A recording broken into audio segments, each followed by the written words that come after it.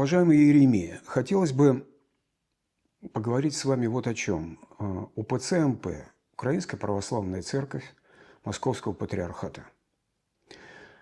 Ее практика сейчас в Украине, как она существует, что она делает, совершенно конкретно, совершенно определенно. В Украине, в стране, на которую напала Россия, а УПЦ МП по всем совершенно формальным, совершенно ясным критериям, это организация, представляющая страну, напавшую на Украину. Тем не менее, она действует в Украине. И вот хотелось бы узнать, как она на практике существует.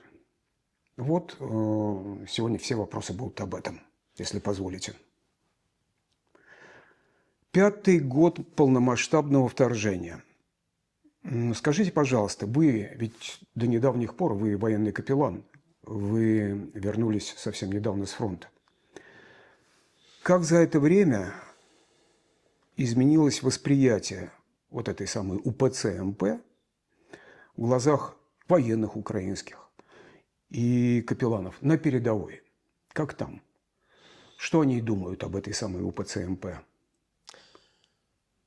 Чувствуется ли ее, так сказать, присутствие, влияние заочное? Да, присутствие и влияние однозначно чувствуется, потому что столько лет, сколько УПЦ МП находится в Украине, и причем сейчас даже нельзя так говорить МП. Это УПЦ, Украинская Православная Церковь. МП стерлась со временем. Хотя я до сих пор помню в Одессе табличка на храме Украинская Православная Церковь Московского Патриархата. Сейчас они стараются откреститься от этого, скажем так, от своего прямого центра. Но кто понимает, ну, во-первых, есть церковное восприятие, где люди верующие, и они прекрасно понимают, что невозможно отделиться от центра. Сама церковь, УПЦ, не самостоятельная. Ее не существует как таковой. Это филиал. Он поэтому не может быть просто существовать сам по себе. Тогда он превращается просто в протестантскую какую-то церковь, организацию. И то протестанты, в принципе, организованы в определенные союзы. Да? И это не просто, они легализованы по всей Европе, по всему миру. Здесь сложность. И эта сложность заключается в том, что отсоединившись якобы от Москвы, они не присоединились никакой церкви, и самостоятельными они не стали. И вот эта двойственность в церкви, она создает у людей точно такую же двойственность в любом месте, не только на фронте, но на фронте это ярко и чувствуется сильно, очень сильно. Почему? Потому что я священник Православной Церкви Украины. И вот даже само понимание, я не знаю такую УПЦ. Почему? Потому что и РПЦ я не знаю. Я знаю Православная Церковь в Украине, Православная Церковь в России, Православная Церковь где? В Грузии. Мы не являемся, скажем, национальной церковью, потому что это болезнь, которая в церкви 100% называется болезнь этнофилитизма. Мы представляем собой православную церковь, которая находится в данный момент, вот, например, православная церковь в Литве. Это экзархат Константинопольского патриархата в Литве, поэтому национальность здесь не выходит на первое место. И вот, к сожалению, вот эта двойственность, которая характерна для УПЦ, она сохраняется. И сейчас, как вы понимаете, идут суды, там на разных уровнях идут разные дебаты, они пытаются сохранить свои позиции, но в армии давно это все раскусили. Вот в открытом виде они просто поняли, когда приезжают священники, как правило, привозили определенные, скажем так, гуманитарную помощь, которая нужна была, очень нужна была нашей армии. Но потом наступали разные случаи неприятные. Потому что, когда контрразведка занималась этими делами, в итоге выяснилось, что то случайно туда прилетела потом ракета, или еще, потому что открылись места, дислокации наших воинов. И поэтому с этим сразу прекратили. Почему? Потому что мы поняли, что их присутствие в армии это небезпека, это страшная угроза. Я лишь сейчас уточню, что Да. вы, уважаемый Иеремия, вы священник Православной Церкви Украины, Киевского Патриархата. Если можно так выразиться. Да? Православная Церковь Украины. Да. Да, хорошо, Да. спасибо. И все же вы, служа там сейчас, только что до недавних пор в армии, на фронте, как могли бы определить влияние, я имею в виду духовное, идеологическое, интеллектуальное влияние, которое, возможно, сказывается в людях, мобилизованных и пришедших воевать, пришедших на фронт, пришедших из тыла, где они были, например, прихожанами вот той самой УПЦ МП? Это, в принципе, чувствуется сразу. Почему? Потому что, когда я прихожу к солдатам, приходил, первый вопрос: батюшка, вы с какой церкви? Да? Я понимаю, что капеллан – это поликонфессиональный служитель. Мы служим, мы созданы как организация и как состояние, чтобы удовлетворять духовные потребности всех верующих. Христиан, мусульман, иудеев, без проблем. Но здесь, когда вопрос касается христиан, сразу спрашивается, сразу идет такой прямой вопрос. Вы с церкви украинской? Я говорю, да, я с церкви украинской. Уточните, пожалуйста.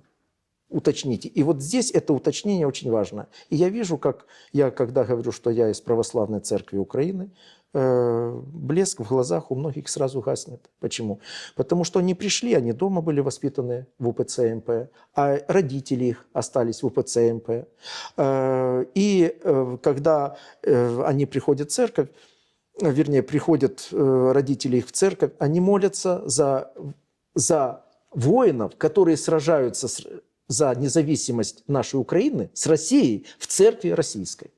И это в голову, в принципе, не влазит. И это влияет на людей. Люди на фронте имеют, ну, как сказать, двойственность. И вот когда ты пришел первый раз к ребятам в окопы, у тебя наступает такой момент, ты должен доказать, что ты свой, что ты священник, не просто который, и причем даже не важно, на каком языке ты говоришь, якою мовою ты размовляешь. Самое главное, чтобы ты был свой, чтобы ты заботился, и чтобы у тебя было, ну как, чтобы души наши соединились.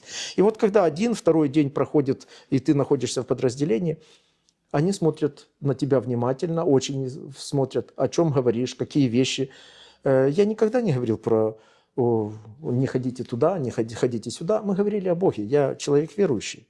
И для меня самое главное, чтобы каждый человек нашел свою дорогу к Богу. И чтобы он не смотрел на юрисдикцию, туда или сюда. Самое главное – соединение с Богом. И тогда, а для фронта это самое важное. Потому что само ощущение того, что Бог есть твой щит и твоя защита, которое и ты делаешь правое дело, ты защищаешь свою родину, ты защищаешь Украину, ты защищаешь людей, своих родных от смерти, ты защищаешь их. И поэтому ты делаешь с точки зрения христианской нашей веры абсолютно правильное дело. Скажите, пожалуйста, вы ведь, в общем, жили и довольно много, и, так сказать, всю свою жизнь, в общем, мирной жизнью. И вот там, у ПЦМП, сейчас все-таки, в годы войны, как ведет себя в приходах с прихожанами?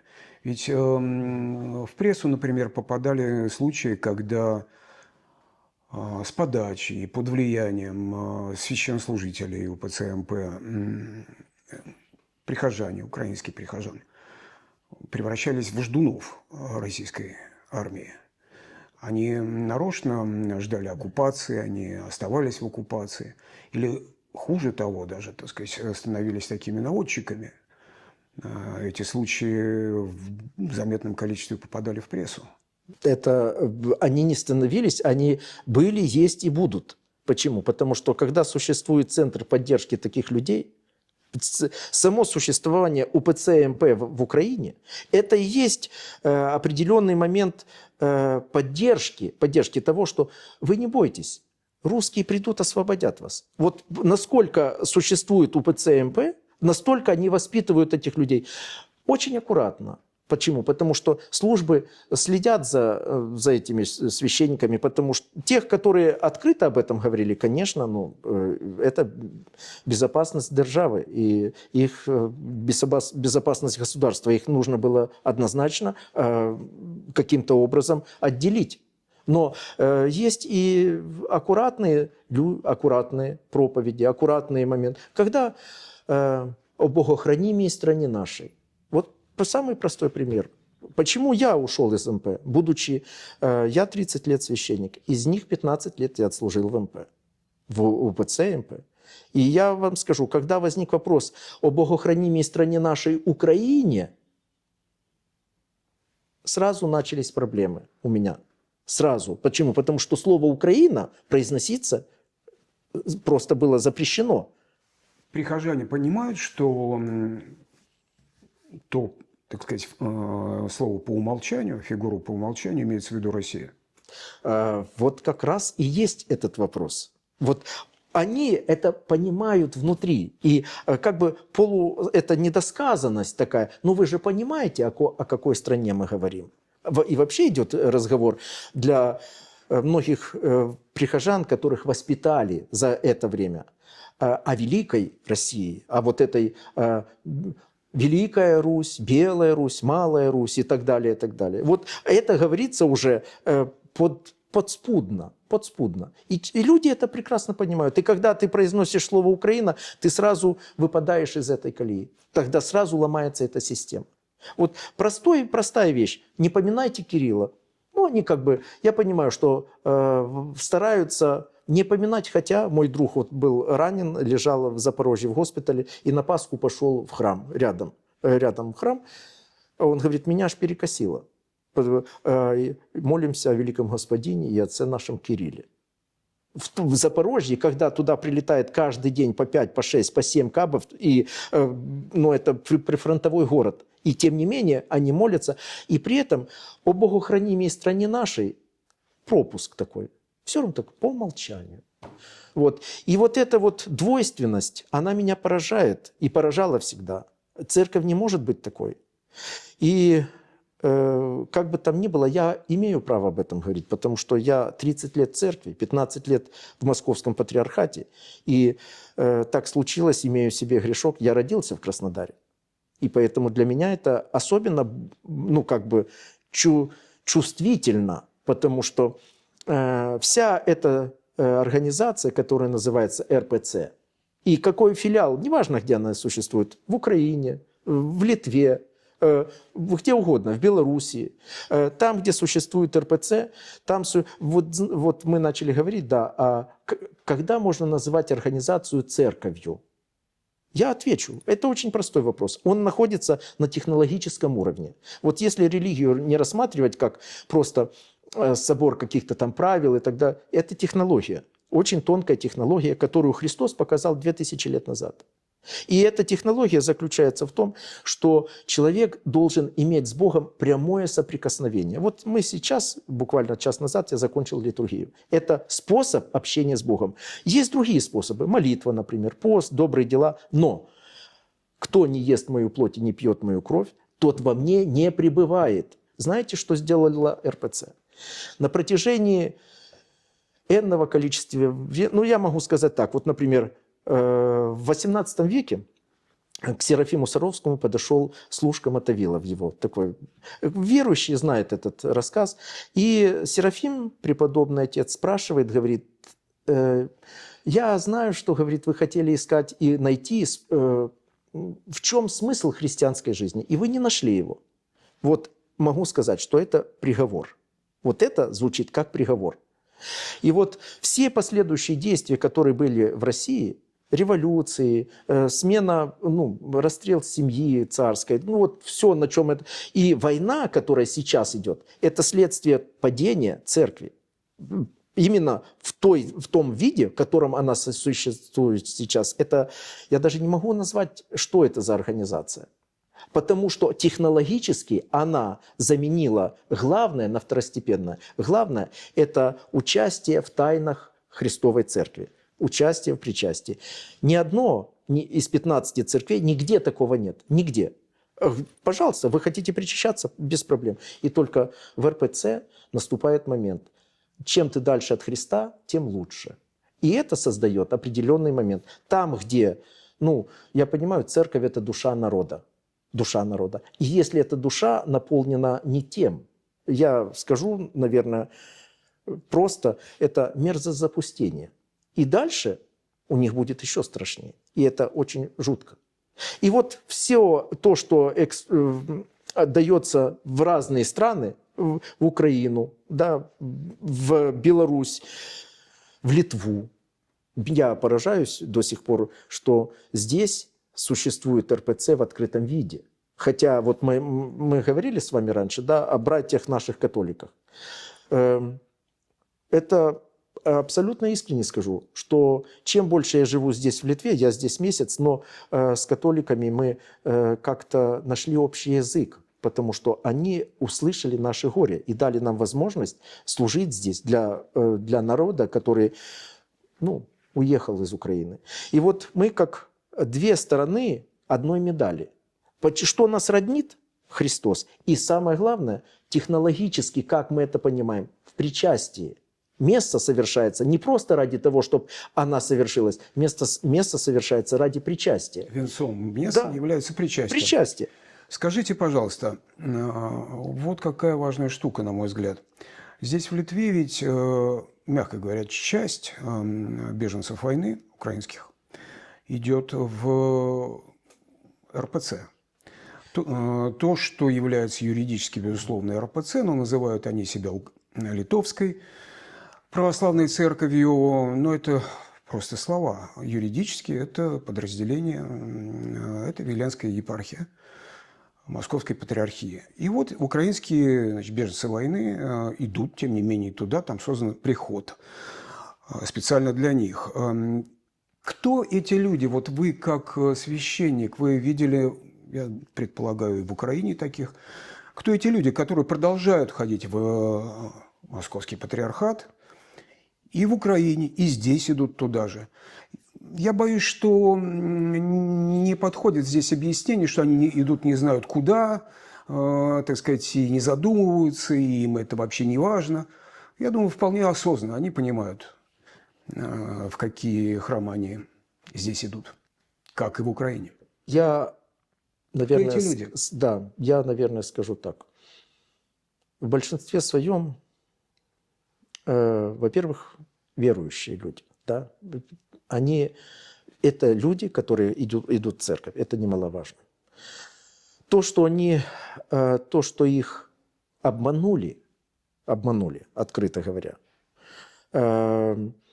даже многие священники, которые это делают, они даже этого не понимают, потому что они обмануты сами.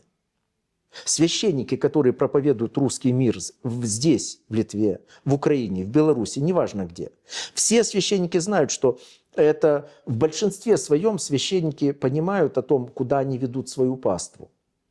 И люди, которые находятся, люди, которые идут в церковь, больше скажу, люди, которые находятся в России, и которым промывали мозг, не давая участвовать в тайнах церкви, удаляя их от Христа как можно дальше, они пришли вот к такому состоянию. Можно ли осуждать людей за это? Нет, я не могу сказать. Они обмануты. И здесь обязательно священник должен четко сказать себе, да, кто я такой? Я служу Богу или я служу государству? И вот тогда возникает вопрос. В России я понимаю, что это вызовет мученичество. Или как многие священники уехали в Европу. Да, они уехали в Европу, потому что понимали, что если они останутся в России или в Белоруссии, например, то это приведет просто к концу к мученичеству. Но они через это и прошли, Да, да. многие из них. И я их прекрасно понимаю. Но остается же монастыри, остаются монастыри верующие, остаются священники, которые служат. И тогда я могу сказать, что это их осознанный выбор. Скажите, пожалуйста, какие существуют инструменты удержания прихожан, украинских прихожан, естественно, и тем более беженцев войны, в РПЦ МП? Вот как они это делают, удерживают, чем привлекают и сохраняют? Песня одна и та же – каноничность. Каноничность. То есть они говорят, что мы церковь каноничная. И даже сейчас, вот, я понимаю, например, непринятие нашей церкви, православной церкви Украины. Понимаю. Но здесь находится экзархат Вселенского патриархата, который никак не связан, в прямых таких моментах, он связан, он существует сам по себе изначально. Это первая, скажем так, вторая после римской, а сейчас первая церковь Пентархии. Изначально древняя церковь. И изначально Вселенский патриарх был первый среди равных. Первый среди равных. Это особое понимание такое и юридическое, и богословское. И, соответственно, возникает какой вопрос. Когда здесь находится экзархат, который организовался совсем недавно, наряду с тем, что существует некая православная церковь, независимая, как они о себе говорят. И вот это то, что они говорят о себе, влияет на людей. Принципиально, взять человека верующего. Я нахожусь в рясе. Я не могу врать принципиально. Потому что священник – это изначально, что-то должно же быть нормальное в этом мире. Да? Так думает обычный человек. Да, обычный человек. И это замечательно. Но, как, не помню, кто сказал, говорит, нельзя пользоваться, обманывать людей, которые тебя любят. Потому что это некорректно. И вот здесь… И тем более беженцев войны. И тем более. И вот здесь то, что служат украинскую, да? Служат украинскую и прикрываются мовой, как таким щитом, что вот вы же видите, мы для вас сделаем все, лишь бы вы остались у нас в храме. Люди, воспитанные в Московском патриархате в Украине, они ищут продолжение, это уже в Литве. Вот, и они идут в эти храмы. Сказать, что люди виновны, нет, я не могу сказать. Вина лежит на тех, кто их так воспитал. На священниках, которые говорили об этом, воспитывали этих людей в Украине. И те люди, которые находятся на фронте, они же воспитаны этими родителями. И вот неприятие священника украинского это не их проблема. Это проблема воспитания и проблема юрисдикции той, которая находится в Москве. Сейчас мы говорим, мне так кажется, о РПЦ или УПЦ-МП, или вот РПЦ здесь в Литве, как об идеологической организации управления людьми. Во всяком случае, я так понимаю, вот сейчас все в совокупности сказанное. Но чтобы такая организация действовала, она работает 24/7, для этого должно быть ее сотрудничество, то или иное, с государственной властью. Как выглядит это сотрудничество, если оно есть? Я, может быть, ошибаюсь. В Украине. В Украине это абсолютно… Сейчас это абсолютно видно. Любой человек, прекрасно понимающий, что происходит сейчас в Украине, понимает, что когда идет, например, идет передача, и один уважаемый человек, когда ему задается вопрос, а как вы относитесь к УПЦ МП? Он говорит, это не МП. А это человек, который обладает очень сильной властью. То есть это в окружении президента. Эти люди, которые настолько сроднились друг с другом, это вот украинский такой менталитет, где мы садимся за стол, да, и мы становимся уже близкими, мы разделили хлеб, все, мы становимся родными людьми, кумовья. И, естественно, это же сплошь было в Московском патриархате. приемы, митрополичьи приемы, архиерейские приемы, где специально эти все действия были направлены на людей из власти. Украинской власти. Украинской власти, конечно, да. Вот. Вы говорите, было, а сейчас? И сейчас. Годы войны, 5-й год. Да, и сейчас. И никуда от этого не денешься. И они стараются как бы скрыть эти моменты, потому что они понимают, что за это могут дать по шапке. Но, к сожалению, это до сих пор есть. И то, что существует УПЦ МП в Украине сейчас, 5-й год войны. И само по себе, сама форма этого существования, она изменилась, поменялись вывески, поменялись действия. Даже у нас в Одессе, в принципе, даже попытались каким-то образом посмотреть в сторону Константинополя. Был такой момент. На второй день туда прилетел шахед. Как в монастырь, где живет владыка митрополит Игов Ангел, да, туда прилетел шахед. До этого за 5 лет туда ни разу ничего не прилетело. А вот только посмотрели в сторону Константинополя через море, все, сразу начались проблемы. Поэтому я должен сказать, что УПЦ МП, я где-то их понимаю, потому что я там пробыл, я знаю этих людей, и они бы уже могли сделать какие-то действия. Но есть те люди, которых они воспитали. Есть прихожане, которых они воспитывали, скажем так, мягко говоря, в неприязни, а могу сказать просто, в ненависти к украинской церкви. В ненависти. То есть это церковь, которая безблагодатная, церковь, которая отнимает храмы, церковь, которая там делает такие моменты, они все вот алкоголики, пьяницы и так далее. К сожалению, это воспитывалось годами, с момента того, как в Украине была провозглашена незалежность. Безблагодатность – это же тоже инструмент влияния? Однозначно. А что это такое? Как это вот на меня может повлиять? Скажите, пожалуйста. Я говорю, что у них, наверное, есть волшебное ведро, которым они меряют благодать, количество благодати. В свое время я должен вам сказать, что мы переходили, вот когда случился в 2014 году эта открытая, вот первая война, я ушел, вернее, открытая, такое противостояние, я перешел из Московского патриархата в Киевский. И моя семья верующая, и мы, искренне говорю, боялись, как причастие благодатно или неблагодатно. Вот это я вам скажу искренний опыт свой и моей семьи. И никто не даст соврать в этом, потому что вместе со мной ушли еще люди. И они смотрели на меня, как это будет. Вот. И мы переживали, потому что вот эта идеологическая ветка, о которой говорилось всегда в РПЦ, в отношении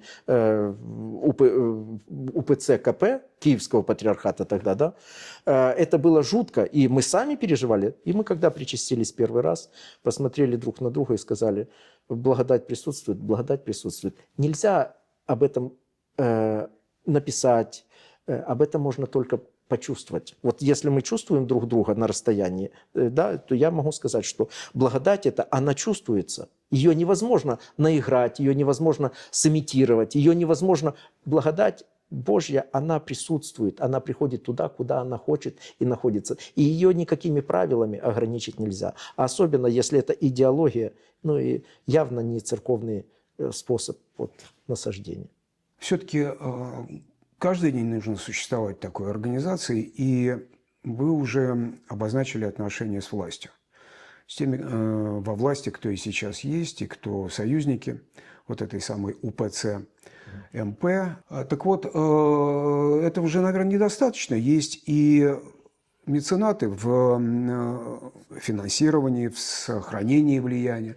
Есть крупные какие-то олигархические, так называемые, наверное, так сказать, фигуры, вот, которые тоже сотрудничают. Вообще, на что живет эта организация? Ведь по логике вещей должны быть дотации государства, обыкновенные регулярные дотации, как любой другой религиозной организации, официально существующей, да? Ну и обычно еще, значит, всякие вспомоществования от меценатов, олигархов. Ну, скажем так, в Украине помощи от государства как таковой нет. Это в Литве существует по закону, да? За счет чего живет УПЦ МП в Украине? Это не секрет, что многие олигархи, которые поддерживали церковь, они сейчас находятся за рубежом. И они поддерживают эту церковь за рубежом. Созданы в Германии, во Франции. Из-за рубежа. Из-за рубежа, да. И в том числе священники, которые уехали из Украины, потому что они боятся, что их призовут в армию. Это открытый вопрос. Они уехали в Европу, и там их поддерживают эти магнаты, которые позволяют им служить. Они организовывают приходы для этих людей. Почему? Потому что люди идут, вот я, наверное, отвечу на вопрос. Люди идут, они хотят побыть в среде, понимая, в своей среде, где их Своего понимают. языка. Да. И когда там они не спрашивают, это МП или не МП. Они чувствуют, они... Ну, рассеяние беженцев ведь оно колоссально по Европе. И вот для них... Да, и для них вот создаются этими магнатами такие точки, которые поддерживают священников, потому что священник должен на что-то жить. Особенно если этот священник женат, и у него дети, матушка. Но фактически это такая сеть или Да, система сеть. влияния Московского патриархата. Конечно, да. И за это они получают с России ордена, медали и так далее, и так далее. От святейшего Кирилла. Вот. Ну, как и здесь, в Литве, вот, например, митрополит Иннокентий, он так себя называет, значит, он же ведь кавалер ордена Знак почета и дружбы народов, с большими благодарностями от президента той страны, России имеется в виду. На мой взгляд, я считаю, что вот, ну, как бы у меня есть свой уровень общения, да. Я религиозный человек, я священник. А то, о чем вы сейчас сказали, на мой взгляд, это этими должны явлениями заниматься служба безопасности той страны, в которой, вот, например, в Литве. Если существует эта организация РПЦ здесь, и все прекрасно понимают на примере Украины, что эта организация, она может, УПЦ МП сделала в Украине больше, чем то, что натворили военные российские. Потому что она изнутри подрывала состояние украинской идентичности. Вот о чем идет речь. Можно ли сказать, что так или иначе, через систему всяких логических или, может быть, интеллектуальных, идеологических построений, Украинская православная церковь Московского патриархата оправдывает и даже, я бы сказал, положительно, позитивно объясняет эту войну? Естественно. Для украинцев. Абсолютно. Изнутри Украины. Абсолютно однозначно. Абсолютно однозначно. Потому что сама суть этой организации заключается в том, что если выразить это просто, подождите немножко, и вас освободят. Все, это позиция УПЦ МП. Многие люди, которые находятся, мои близкие, родные люди, которые находятся в УПЦ МП сейчас, они, конечно, не говорят это открыто так вот. Почему? Потому что они видят звериную сущность нападающих. А что значит, подождите, и вас освободят? Освободит кто? Русский мир? Да, да. Это люди, которые, как сказать, не то, что они приверженцы, они есть ярые носители русского мира, а есть тихие носители русского мира, которым українська державність, вона не потрібна. Не нужна украинская держава. Они воспринимают Украину вот, как бы в советском понимании Союз Советских Социалистических Республик, где Россия, Украина и Беларусь это есть одно государство, ну и остальные страны, конечно. Ну, славянские страны, которые вот объединены в одно государство. И вот они носители этой советской идеологии. И то, что сейчас РПЦ проповедует во всех странах близлежащих, в том числе в Литве, это как раз и есть. Я бы даже не сказал идеология русского мира, идеология Советского Союза. А просто то, что это выделяется как бы в русский мир, отдельное такое направление, ну, это как следствие, как дополнительное вишня. Я бы сказал, это такая актуализация, да. Потому что сейчас, так сказать, использовать термин «советский мир» это будет скорее вредно. Да, да. Сейчас это вот вы выехали в Литву, вы долго живете в Литве, вы не хотите быть литовцами. Вы сохраняете русскую идентичность. Спрашивается, ну почему так?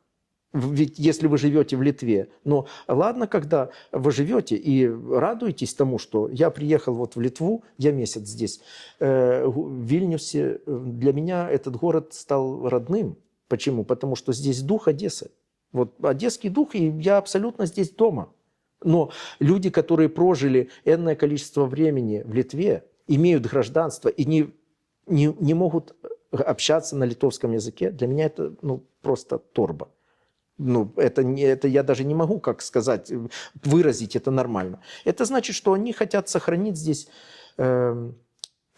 вот как это было раньше при Союзе, да, а сейчас это, вот мы говорим по-русски, нас не трогайте, мы законопослушные граждане, мы ходим в русскую церковь, где нам говорят о том, что вы правы, молодцы, все, поддерживают это состояние, но на самом деле души этих людей, опять же, чем они наполняются? Ненавистью. Скажите, пожалуйста, если можно, кратко, что-то важное, какое-то послание. Я бы только просил не призыв. Добро пожаловать. Вот, добро пожаловать к нам. А что-то, в общем, человеческое вот тем украинским беженцам войны, которые здесь в Вильнюсе, и которые каждое воскресенье, возможно, ходят в РПЦ. Я скажу, наверное, очень религиозную вещь. Да? Потому что я человек верующий, еще раз скажу, и вся моя жизнь, она построена на пути к Богу. Я знаю, кто я знаю, куда я иду, я знаю, с кем я иду. И вот единственное, что я могу посоветовать всем людям, которые ходят в РПЦ, просто причащайтесь как можно чаще и как можно истее. И вот тогда Господь выведет искренне, вот говорю абсолютно искренне, Господь выведет, зная о том, что мы заблудились, мы сознательно или несознательно мы заблудились. И нам нужно, чтобы нас Господь вывел.